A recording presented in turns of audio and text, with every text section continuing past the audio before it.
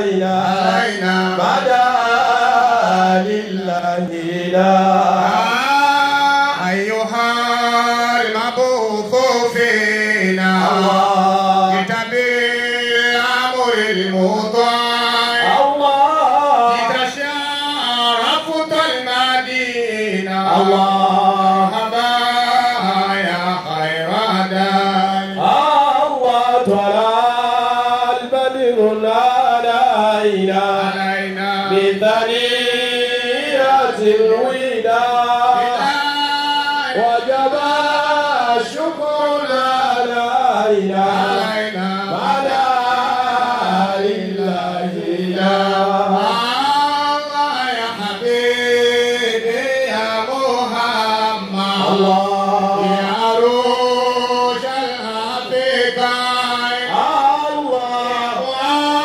يا ممجد الله يا إمام القبلتين الله طلع البدر علينا بثنية الوداع وجب شكر علينا بدا لله لا صلاة من رباني الله على نبي أدناني الله خير ولا الحناني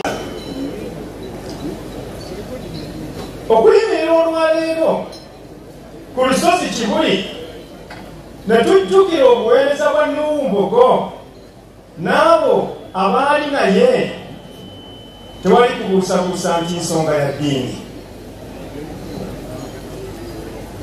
kubanga Nabbi sallallahu alaihi wasallam bw'amala okusembuka okuva e Makka okugenda e Madiina yayagala okukola olulumba e Makka n'ateekateeka abantu be naye bwe yali ng'ateekateeka waliwo omusajja omwe yatendebwalirwa gwe bayita Hatib ibn Abi Baltaa kubanga abantu be yali yabaleka Makka n'akwata akapapula n'abawandiikiranga abalabula kyessaawa yonna omubaka Muhammadi sallallahu alaihi wasallam atyokubalumba naye olwokuba nti ono yali mubaka Mungu subhanahu wa ta'ala mbagirawo yamusindikira Jibril amutegeeze ki ekigudde mu constituency ye era mbagirawo Nabbi sallallahu alaihi wasallam yasindika basajja be bagende banoonye ani akutte obubaka obwo era basobole okutegeera ani alidde mu nsolo gwe nga bakulembeddwa Ali ne Miqdaad n'abalala batambula ne batuuka mu kkubo ne basanga omukyala ne bamuggyako ebbaluwa eyo ekituufu mwali bunkenke bw'amaanyi mu kibuga Madiina okutegeera ani oyo bwe tuba nga tusimba obusiraamu atambulyamu olukwe bagenda okubikkula ebbaluwa nga yawandiikiddwa omusajja amanyiddwa nga Hatib ibn Abi Baltaa radiyallahu anhu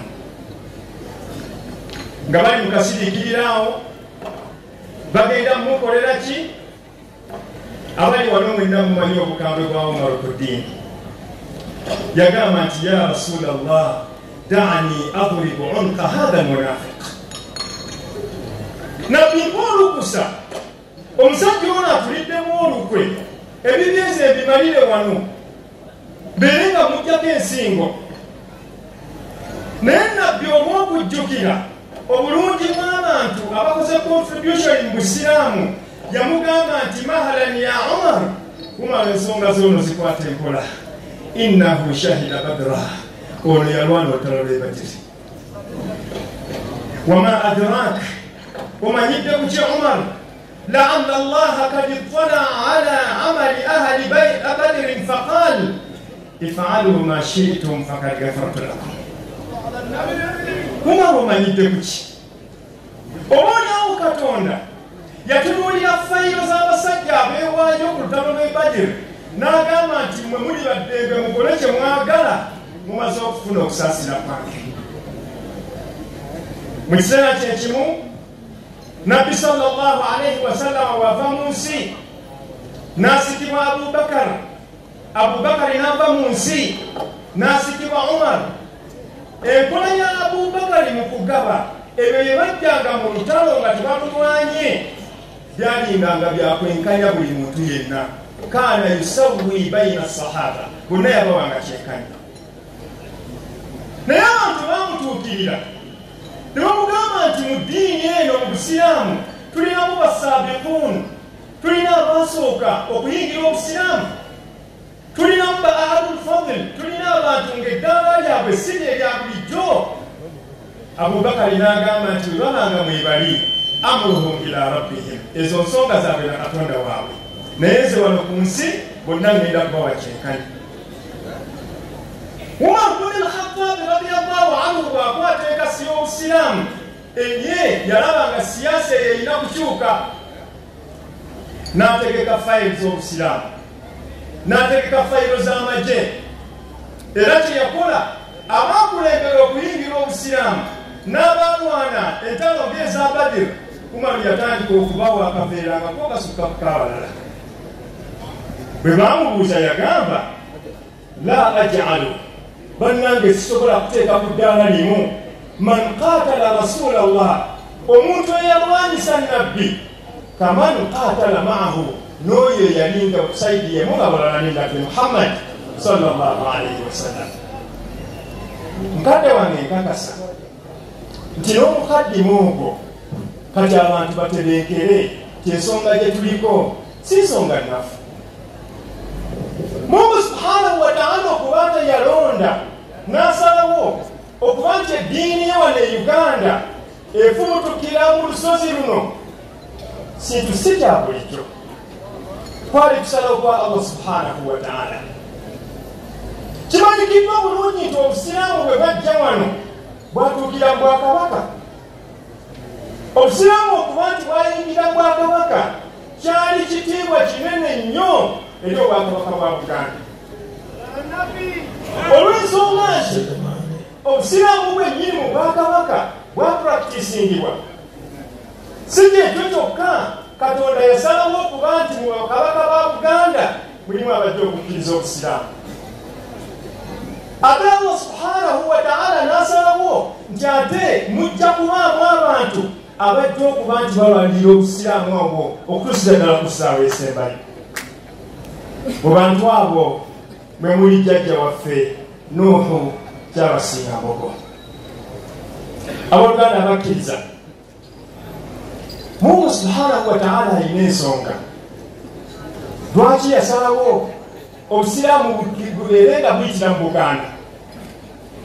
Katonda alina ensonga lwaki yasalawo bakabaka ba Buganda abamu okubeera nti bakkiriza obusiraamu. Lwaki kijja essaawa zino? Kwe kusooka okukakasa ti eddiini ey'obusiraamu eddiini ya kitiibwa, kubanga senga obusiraamu bwatandikira mu bankuseere, ffe abakopi wandivuddeyo abantu abandyogeredde obusiraamu bwa Uganda ebigambo nga bye baayogerera bannabbi abasooka. Kubanga abantu basooka waliwo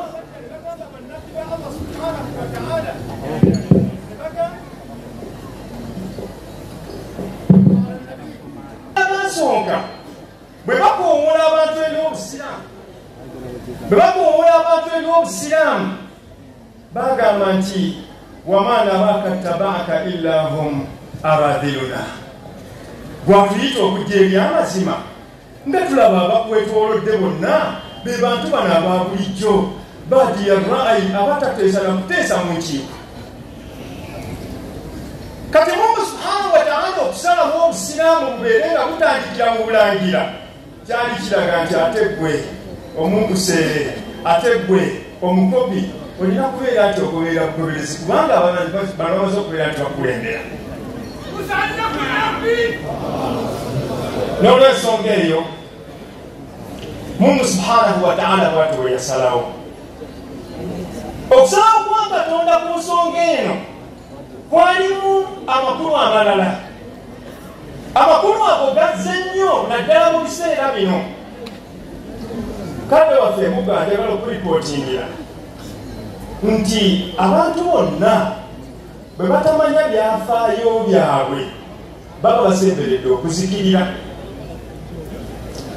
Si kaseera tekayise kaseera kanene emabega gaawo ettemu eryakoleddwa e Kasese mu bintu ebyatambudde ku tya social media kwabaddeko akantu nga bakambaza omusajja munnaddiini ate ng'ali ku ddaala lya nsi yonna ng'ataddeko nti Islamists kill for tattoo.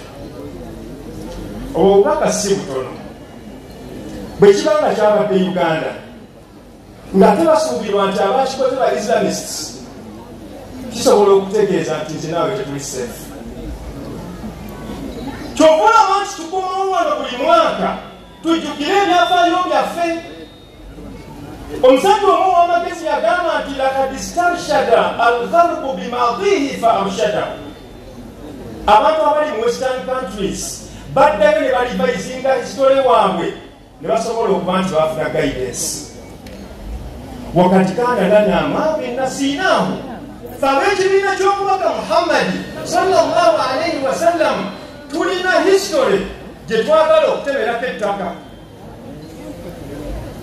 Naye Mungu subhanahu wa ta'ala okusalawo okuba nti obusiraamu buno abutandisa mu ly'olulangira ekituufu yalikula kyali kyamaanyi nnyo eri abantu b'ekitiibwa Muhammadi sallallahu alayhi wa sallam.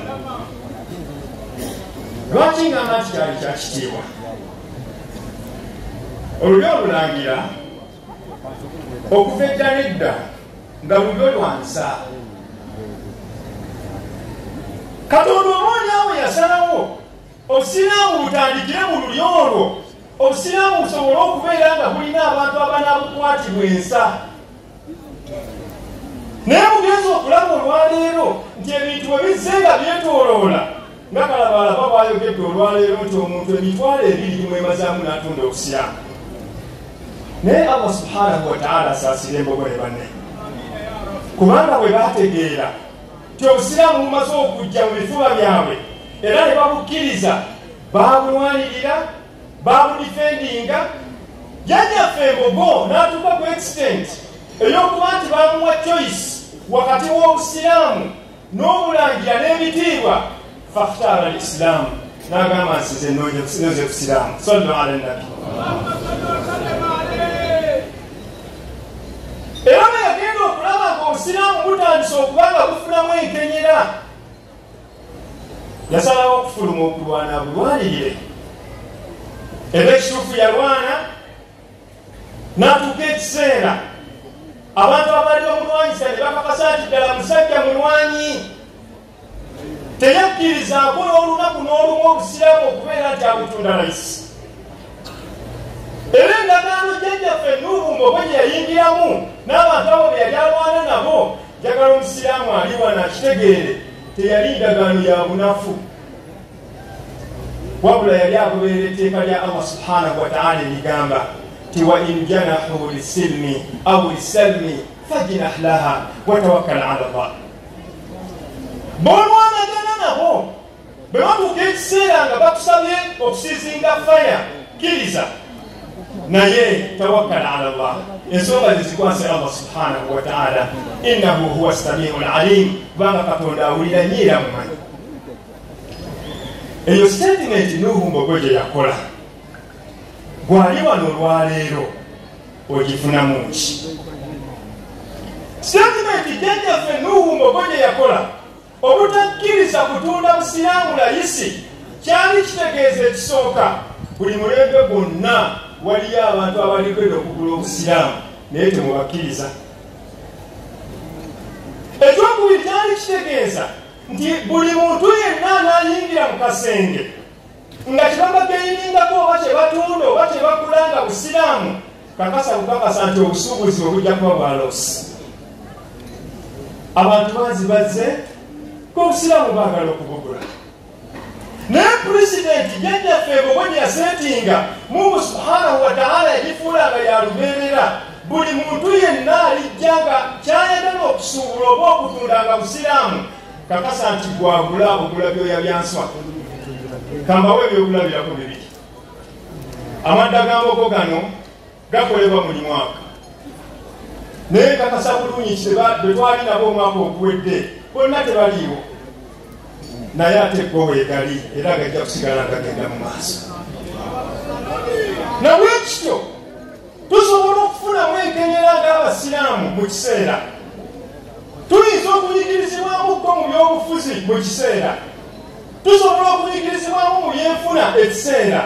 Naye mukakase al-islaamu fi hadhihi dawla ila al-abad ila masha Allah. Obusiraamu mu ggwanga lino Uganda bujja kubeerawo ebbanga lyonna. Ensonga ey'okubiri kwekyo kyennyini kulabula bazzukulu ba Mbogo. Tewaliyo muntu yatunda busiraamu n'amaliriza bulungi. Bw'omwagala musome ebyafaayo nga kigambibwa nti omu ku basajja abaali abakugu ennyo oba abasajja abaali abasinze ennyo Allah, Abidu Bani Israel, yali musajja ng'asinza nnyo mu biseera by'Abayisirayiri. Omusajja oyo yafuna amawulire anna hunaka ibadan ya'buduna shajara, waliwo abantu basinza omuti.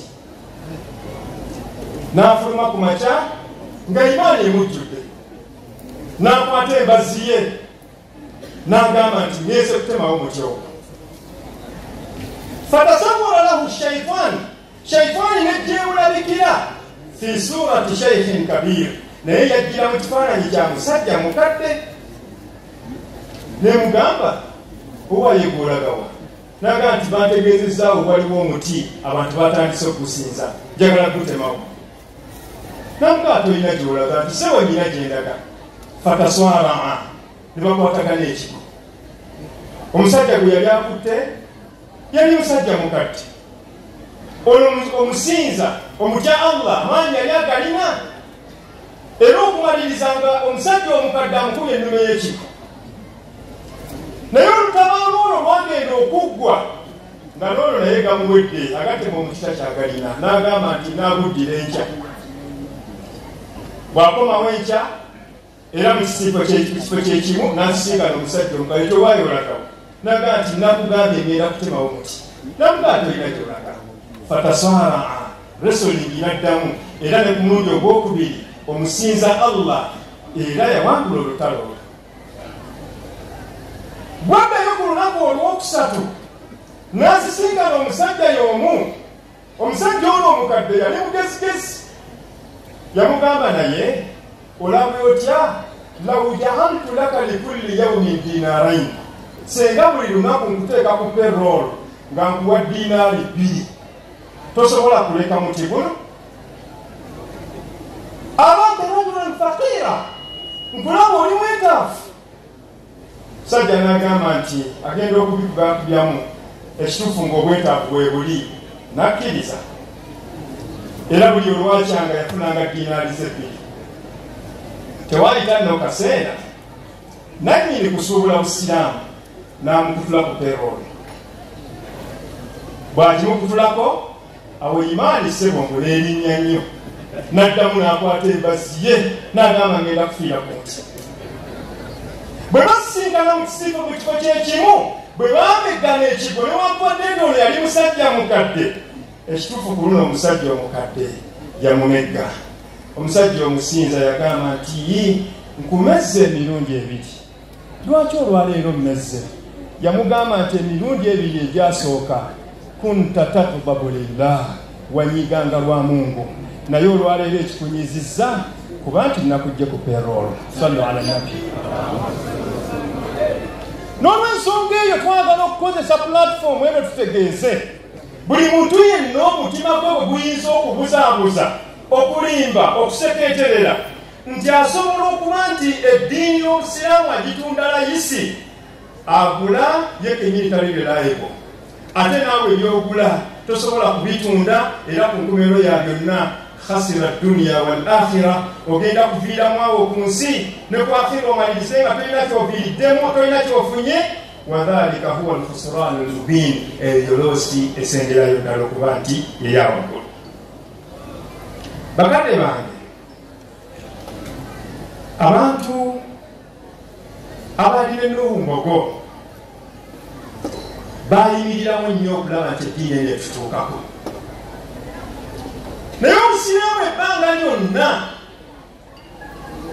waliwo yamuwa ekyokulabirako wano, yagamba nti kakonge ka kukkubo.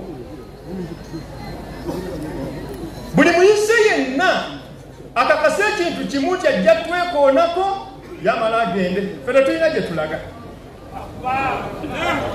Kyovulaba nti Nuhu Mbogo Allah subhanahu wa ta'ala amusiime ne banne okubeerawo kwabwe mu nsi kyafuuka kizibu eri abalabi b'obusiraamu, ne bamukaka okubeera nti atambula aveewo asobole okubeera nti agenda okuwaŋŋanguka. Bannange, ekigambo okuwaŋŋanguka okibuuza abantu bali ku exile. Okumanya ekigambo okuwaŋŋanguka si kintu kyangu.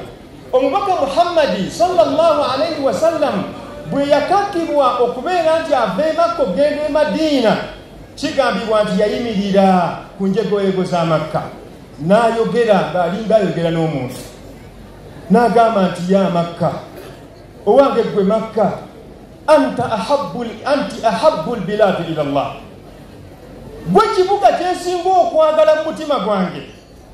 Walawula anna qawmi akhrajuni lama kharajtu, senga abantu bange tebankaka kubeera nti nkuviira sandikuviiridde. Naye ebintu by'obusiraamu olw'okuba nti birungi, jjajjaffe Nuhu Mbogo bw'awaŋŋanguka n'agenda e Zanzibar, Katonda subhanahu wa ta'ala yamuteekera obulamu obulabo ne bubeera bulungi. Ekiseera ne kituuka ate abaamukako okubeera nti ava wano ne batandika okuba nti ate tebali comfortable ate nga baagala akomewo, era bwatyo n'asimbula n'akomawo. Amadda ga Nuhu Mbogo gategeeza ki gye tuli ng'abakkiriza olwaleero? Abooluganda abakkiriza, omuntu yenna bw'agenda ebweru n'abaako ekirabo ekyenkizo kyakuleetera, ekituufu ekirabo ekyo kitwala nga kyanjawulo. Naye jjajjaffe Mbogo yali asobola okujja n'ebirabo ebiwerako. Senga yaleeta byakulya twandibadde nga twabyagala tubimalawo, naye tunuulira amagezi Allah subhanahu wa ta'ala ge yamuwa. Ebimu ku birabo ebyettunzi jjajjaffe Mbogo bye yajja nabo, yatuleetera ekirabo ekyokuyiga eddiini yaffe bwe bamusibirira omuwalimu we Khalifani bwe Mubarak. Okujja kwa Mbogo ne Khalifani kyali kitegeeza okusimba ejjinja ku kusomesa eddiini wano mu Uganda. Yensonga lwaki ekyo njagala tukifunemu ebintu bisatu. Ekintu ekisooka, abasiraamu mukimanye ti buli ayagala okugabana ku ttalika ya Mbogo tolina choice okujjako okusoma eddiini ya Mbogo negisomesa abaana bo, kubanga ekyo kyetwobusika ekinene. Nuhu Mbogo Allah subhanahu wa ta'ala amusaasire ne banne kyeyatuleetera. Ekyokubiri kyetusaana okubeera nti tuyigamu. Ekyettuuzo ekyo bwe kyajja wano abantu tebakitunuulira bulungi, era tokolaba nti bakadde baffe abaddako mu generation eyeddako ey'Abambogo baatuka ekiseera nga babanyigiriza ekyettuuzo ekyo ekyokusoma kw'obusiraamu bakisuule. Ne bateekawo embeera ng'abantu balina kugenda mu masomero agamanyikiddwa obulungi, amasomero aganaawo abantu emirimu. Bakadde baffe bateekinga decision nti tuli ready okwesonyiwa buli kintu kyonna, naye tujja kusigala nga ekirabo kino Nuhu Mbogo kyatuleetera nga tukikumawo tiribiri. Bwe batyo batandika ebifugi, bwe batyo bwe batandika okubeera nti basomesa abantu eddiini y'obusiraamu gye tusobodde okubeera nti paka olwaleero naffe tusobodde okubeera nga tukisangawo. Ekyokusatu kyenjagala tuyigemu, abantu abaagayaalirira okusomesa abantu eddiini naddala abaali mu buyinza, ekituufu baayagala balowooza ejja kufa, naye ti batamanya bamanya nti ekyo kyali kimera Mungu subhanahu wa ta'ala kiyasalawo okubeera nti afukirira. Kati wayisa akaseera batujjidde nga bataddeko ejjuba empya nga batugamba nti baagala kuyamba ku masomero g'eddiini. Tewali buzibu bajje batuyambe, naye bamanye ebintu bibiri. Okusoma kw'eddiini mu Uganda tokwawula na musiraamu. Ekyokubiri baddembe okutuyambako ku bizimbe, okutuyambako ku bintu byonna, naye ekikwatagana ne manhaji, ekikwatagana ne curriculum, efaataagana n'okusoma kw'eddiini, ekyo batuyambe bayite abakugu baayo bwe bali bakitegeera, ekyo kyo bakyesonyiwe. Kubanga bannaffe naffe kyekyetusika kitwajja kujja gyaffe Nuhu Mbogo n'abo bwe yatambula nabo. Mu kiseera kyekimu nga mbumbawumba ebigambo byange, njagala tujjukire ti Nuhu Mbogo mu bintu bye yakola mwalimu okuteesa. Okuteesa kwa jjajjaffe Nuhu Mbogo nga bwe bategeezezza tekwali kuteesa kwa bunafu, wabula nga Allah subhanahu wa ta'ala bwe yagamba nti wa in janahu lisalmi fajnah laha, b'olwanagana nabo bwe baba nga basabye nti tusiizinge faya kikkirize. Era bwatyo Nuhu Mbogo yakkiriza okuteesa. Naye okuteesa kwe Nuhu Mbogo yateesa ku biki? Nuhu Mbogo yateesa ekifaananyi ky'obusiraamu essaawa yonna, omusiraamu abeere nga wakitiibwa. Nuhu Mbogo yateesa identity y'obusiraamu essaawa yonna okubeera nti erabikibwa mu public, n'abanga Allah subhanahu wa ta'ala amutambulizza mu tteeka erigamba nti waman ahsanu qawlan mimman daa ila Allah wa amila salihan wa qala innani minal muslimin. Abaffe mukowooza eky'omulungi okusinga oyo akowoola okujja eri Allah subhanahu wa ta'ala wa amila salihan, akola bulungi, wa qala innani minal muslimin, n'abeera mu public ne yeerangirira ti nze gwe mulaba ndi musajja musiraamu. Mukadde waffe ebuga habala eno erina ebintu bye yamanyiira bwebanga asomesa, akanyomero k'amagezi. Mu kanyomero k'amagezi njagala njogereremu ebigambo bisatu. Ekigambo ekisooka, jjajjaffe Mbogo yatuwa obwetwaze bwaffe, era ekituufu wano tuli bwetwaze. Ssebo Katikkiro okujja mu Buganda mu Lubiri tugongola lwa protocol, naye ffe tuli baana, tuli baana abamanyikiddwa, kubanga obwetwaze obwo bakadde baffe babuyira omusaayi. Naye ekisooka kyenjagala okwogera mu kanyomero kw'amagezi, omusajja omu w'amagezi yagamba inna al-ghina fi al-watani inna al-ghina fi al-ghurbati watani. Omuntu bw'aba omugagga ne bw'abanga waali si waabwe ng'ali mu buwaŋŋanguse, obugagga bwe busobola omufuyisa obutuuze. Wa inna al-faqra fi al-watani ghurba, obwavu newakubadde ng'oli mu nsi gye bakuzaaliramu busobola okufuula eŋŋongozi. Wa inna al-faqra yamhaqu dhul-hujja an hujjati, obwavu busobola okuddira omusajja omugezi gwe mumanyi bulungi bulijjo kyasuusula bulungi nnyo ebigambo.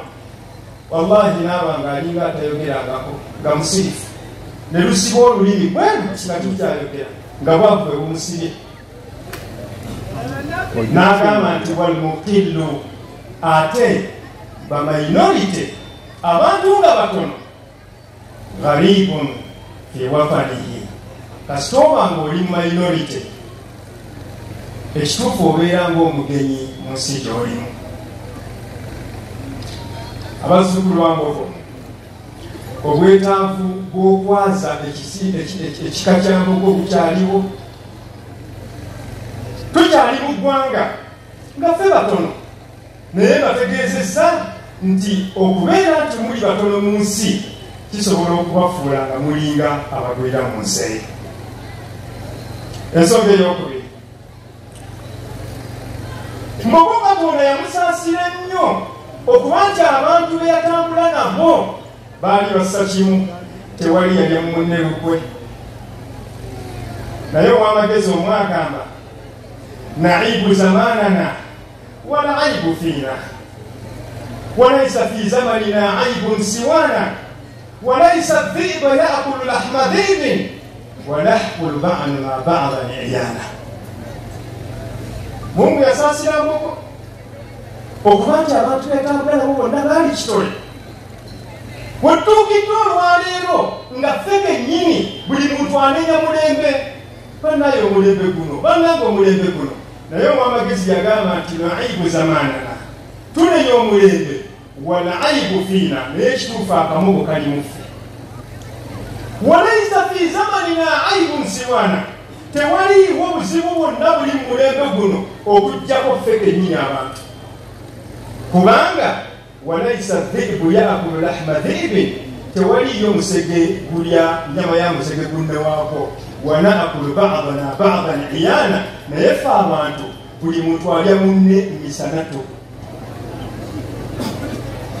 Ekyokusatu era kyenjagala okubeera nga maliriza nakyo, kati waffe Buga Abawarabu balina olugero olugereesa nga lugamba wakaifa uawiduka, olwaleero nkwesiga ntya, wahadha atharu fasik, nga buno obuwufu bwambazziyo.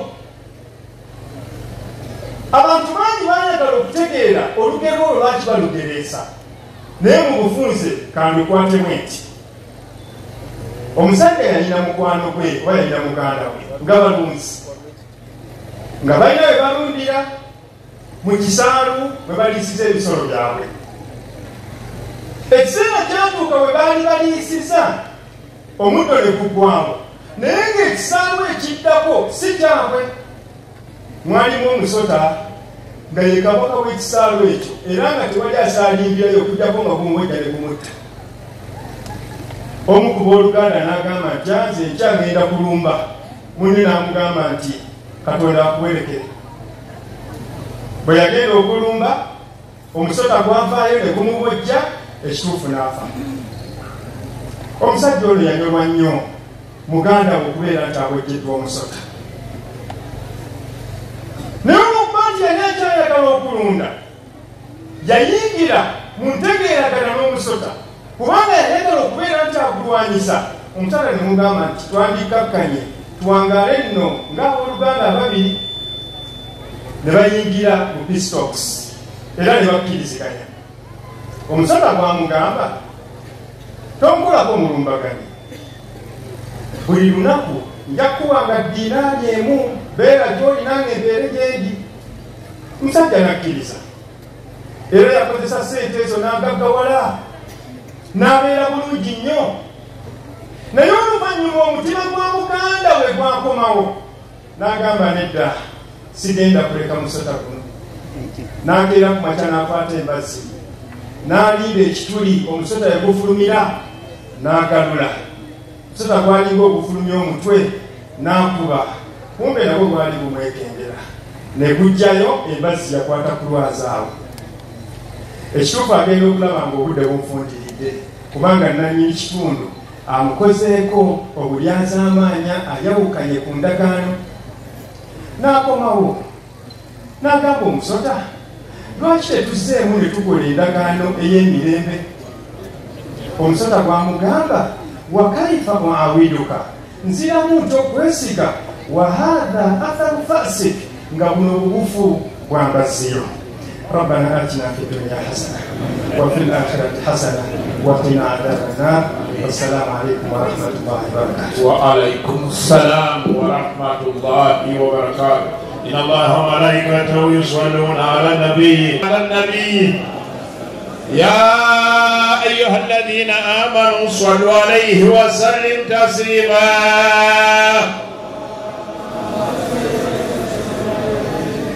jajjaffe mbuga obwekitiibwa nnyo omukulembeze waffe Spasifuli Mufti wa Uganda n'abagenyi baffe mwenna abali wano.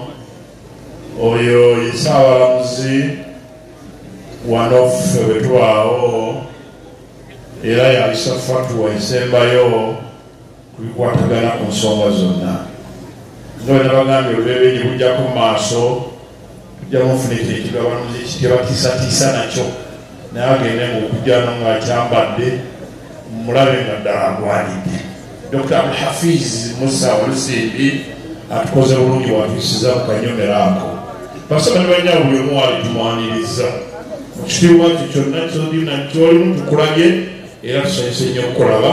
Twebaza Allah tabaraka wa taala akuleese wano.